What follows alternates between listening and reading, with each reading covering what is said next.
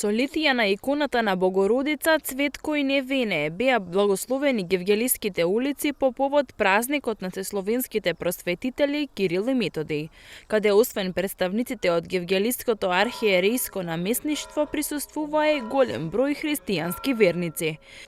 Светата литургија беше отслужена со песните од хорот Гортинија, а осветени и благословени беа така наречените кумски колачи.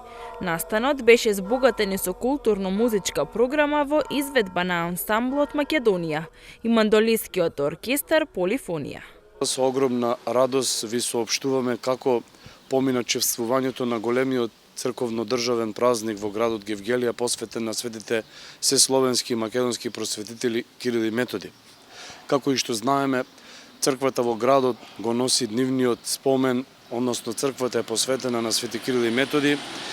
Во предвечерието на празникот, после принесувањето на акатистот и молитвословијата, се одржа духовно-културно-уметничка вечер, а на самиот празник, кога си спомнуваме за светите Кирил и Методи, по завршувањето на светата божествена литургија, се благословија и осветија кумските колачи, на кои што секоја година се пријавуваат се повеќе и повеќе семејства кои што учествуваат во празнувањето на празникот.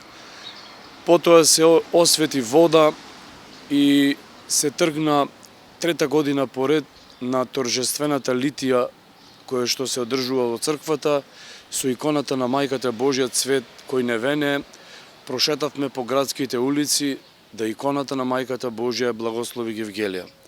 Ја користам оваа прилика, ете, празникот го прославивме, нека светите Кирил и Методи се молат пред престолот Божји за здравје, за мир, за напредок, спасение на сите кои што живеат во оваа општина Гевгелија, пошироко, насекаде по нашата држава.